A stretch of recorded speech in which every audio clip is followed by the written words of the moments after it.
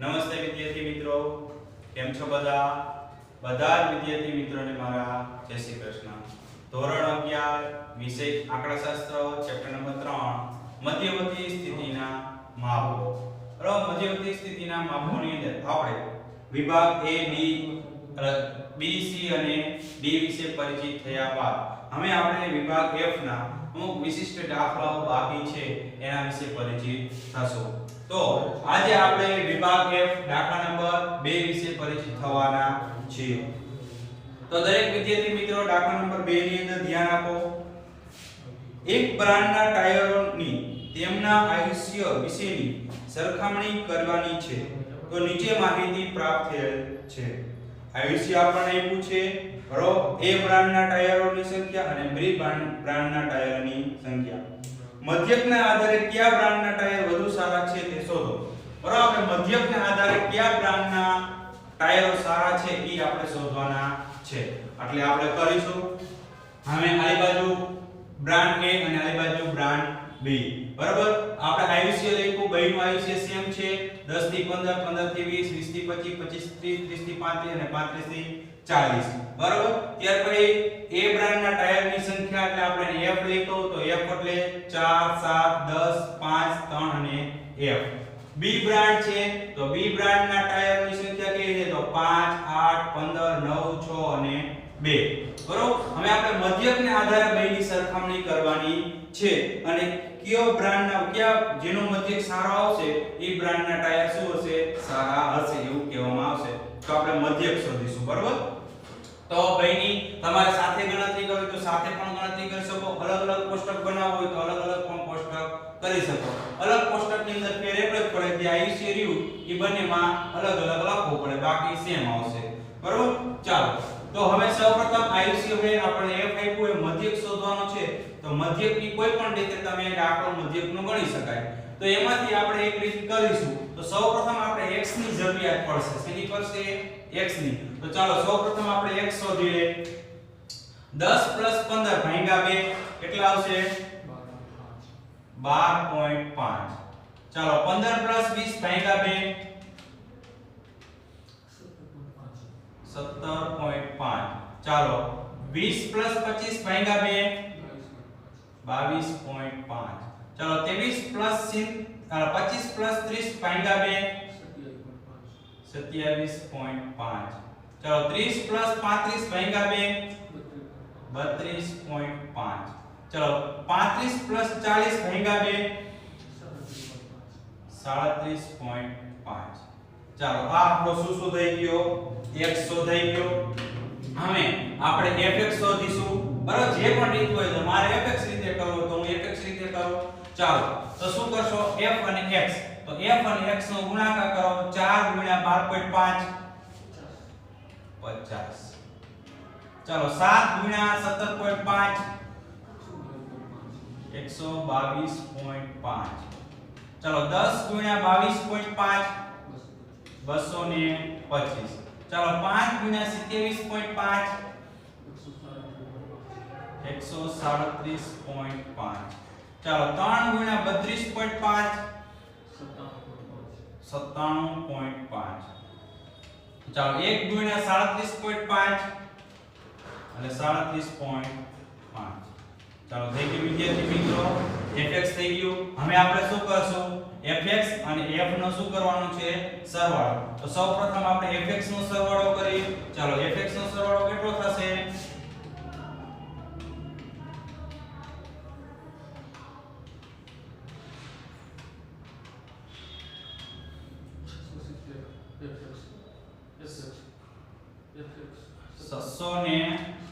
સિત્તેર.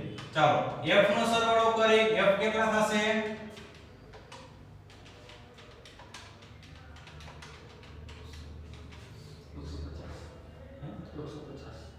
f નો સરવાળો 10 ને 30. ચાલો ઓકે. ચાલો હવે આપણે શું કરશું? અહીંયા x છે તો આવડો આ જ x રહ્યો, બેયનો આયુષ્ય સેમ છે તો આનો જે x રહ્યો એ પણ b નો x થશે. ચાલો x બધાયને લખી નાખીએ. 12.5 17.5 22.5 27.5 32.5 અને 37.5 ચાલો સૌપ્રથમ હવે આપણે fx છે તો f અને x નો ગુણાકાર કરીએ ચાલો f ગુણ્યા x એટલે 5 ગુણ્યા 12.5 62.5 ચાલો 8 ગુણ્યા 17.5 140 15 ગુણ્યા 22.5 337.5 ચાલો 9 ગુણ્યા 27.5 247.5 ચાલો 6 ગુણ્યા 32.5 159 ચાલો 2 ગુણ્યા 37.5 આમ 155 ચાલો 2 ગુણ્યા 37.5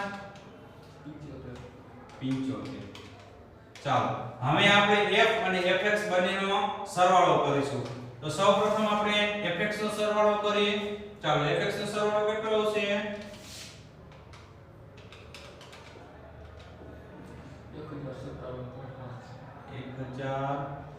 1057.5 ચાલો f નો ટોટલ કરીએ f નો ટોટલ કેટલો આવશે 45 ચાલો ઓકે હવે આપણે બંનેના મધ્યક શોધી બરોબર અહીંયા a નો મધ્યક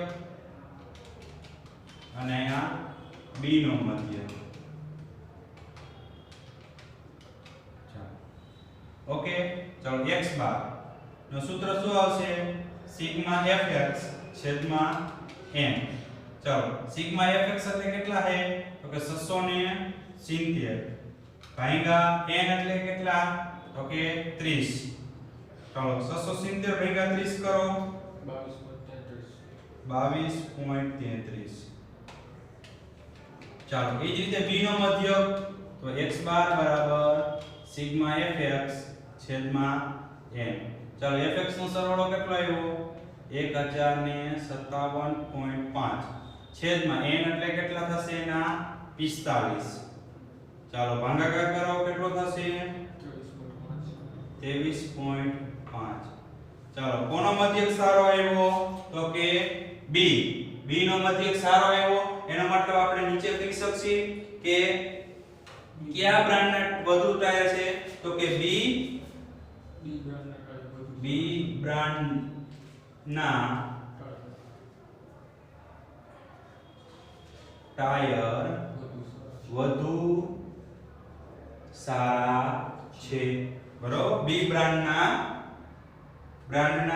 ટાયર વધુ સારા છે બરોબર અહીંયા આપણે દાખલા નંબર 2 પૂરો કર્યો હવે આપણે વિભાગનો દાખલા નંબર 6 વિશે પરિચિત થવાના છીએ ચાલો વિદ્યાર્થી મિત્રો રકમમાં ધ્યાન આપજો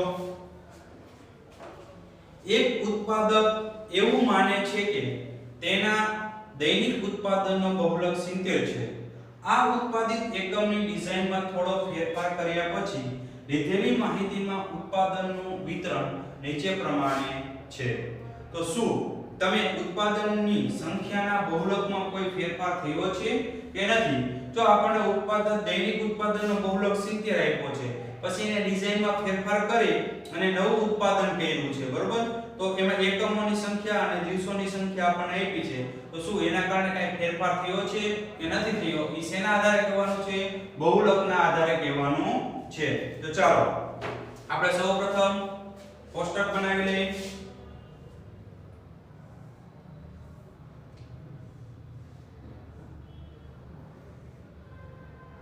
ચાલો અહીંયા શું આવશે એકમોની સંખ્યા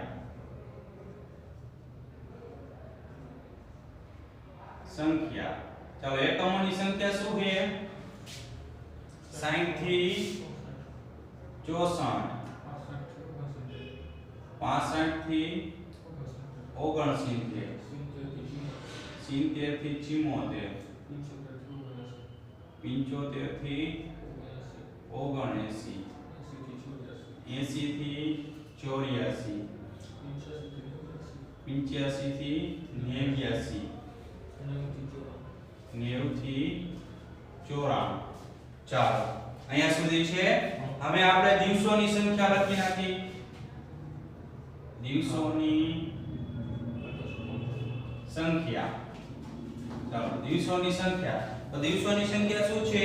તો કે 5 7 10 8 5 3 2 8 5 3 ને 2. ઓકે થઈ ગયું. હવે આપણે બહુલક શોધવાનો છે, બરોબર? તો હવે બહુલક માટેનું સૂત્ર, બરોબર? સૌપ્રથમ આપણે બહુલક માટેનું સૂત્ર શોધી અને ત્યાર પછી આપણે જે વિગત છે એ જોઈએ, બરોબર? તો સૌપ્રથમ બહુલક એટલે આપણે શું થશે?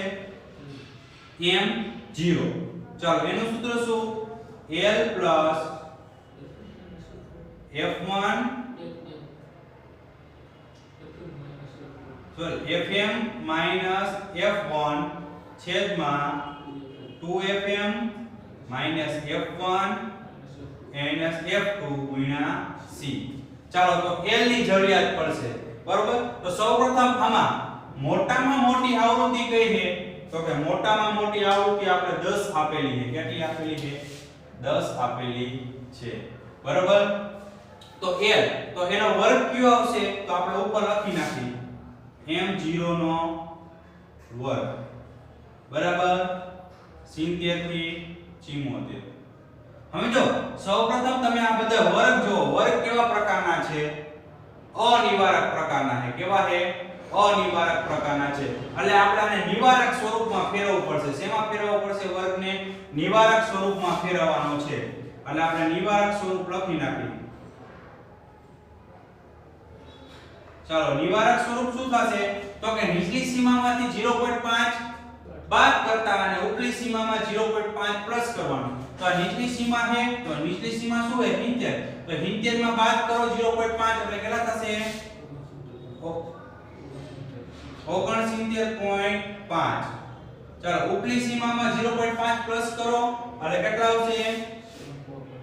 74.5. ચાલો હવે આપણને જે વિગત જોઈએ એ વિગત મળી જશે. આપણે અત્યાર સુધી આવો કે દાખલો આવ્યો નતો અનિવારક વાળો, બરોબર? આમાં જો અનિવારક વર્ગ એટલે આપણે નિવારક વર્ગમાં ફેરવવું પડશે. અત્યાર સુધી આપણે એક પણ એવો દાખલો ગણ્યો નતો. એટલે ખાસ કરીને દાખલાની અંદર કાળજી રાખવાની કે જ્યારે તમે l લખતા હોય એટલે આપણે l કેટલો થશે? તો કે l બરાબર 69.5, બરોબર? ત્યારે ખાસ જોવાનું કે વર્ગ નિવારક પ્રકારનો આપ્યો છે કે અનિવારક પ્રકાર. જો અનિવારક પ્રકારનો આપ્યો હોય તો એને નિવારક સ્વરૂપમાં ફેરવી નાખવાનો અને પછી આપણે l લખવાનું. પણ જનરલી અત્યાર સુધી આપણે એવા દાખલા ગણ્યા ત્યારે મેળ્યો નહોતો. આ એક જ દાખલામાં છે એટલે ખાસ કાળજી રાખો. ચાલો l મળી ગયો. fm એટલે કેટલા થશે? 10. ચાલો ત્યાર પછી f1 એટલે કેટલા થશે? 7. ચાલો f2 એટલે કેટલા થશે? 8. પછી c એટલે કે વર્ગ લંબાઈ. તો આ બે વચ્ચેની વર્ગ લંબાઈ કેટલી છે? 69.5 થી 74.5 વચ્ચેની, તો કે 5 ની. ઓકે ચાલો હવે આપણે સૂત્રની અંદર રકમ મૂકી એટલે આપણે અહીં ઉપર તમારે લખવું હોય તો લખી શકાય. આને શું કીધી? fm, આને f1 અને આને f2. બરાબર? આ રીતે લખવું હોય તો લખી શકો તો આપણે તમને અહીંયા પણ સરળ પડશે. ચાલો રકમ મૂકી દે. એટલે કેટલા થશે? 69.5 પ્લસ fm એટલે 10 માઈનસ f1 એટલે 7 2 fm એટલે 10 f1 7 માઈનસ f2 એટલે 8 ને ગુણ્યા c. સોરી c ના આપણે કેટલા મૂકવા પડશે? 5. ચાલો 69.5 પ્લસ ચાલો 10 માંથી 7 જાય એટલે 3.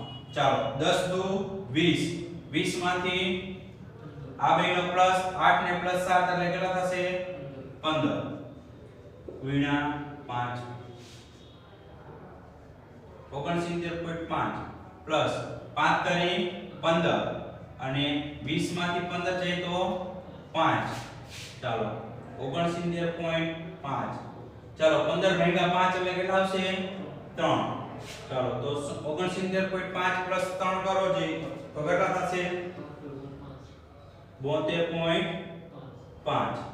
ચલો આપણો નવો મધ્યક કેટલો મળ્યો 72.5 અને આપણો જૂનો મધ્યક કેટલો આવ્યો હતો 70 આવ્યો હતો એનો મતલબ કે આપણે ડિઝાઇનમાં ફેરફાર કરવાથી આપણો બહુલકમાં શું થયો વધારો થયો તો આપણે કહી શકીએ કે ઉત્પાદનની સંખ્યામાં બહુલકમાં કોઈ ફેરફાર થયો હા ઉત્પાદનની સંખ્યામાં બહુલકમાં ફેરફાર થાય છે તો ક્યારે તો કે ડિઝાઇનમાં ફેરફાર કર્યો ત્યારે તો આપણે અહીંયા દાખલા નંબર 6 પૂરો કર્યો હવે વિદ્યાર્થી મિત્રો તમારે હોમવર્કની અંદર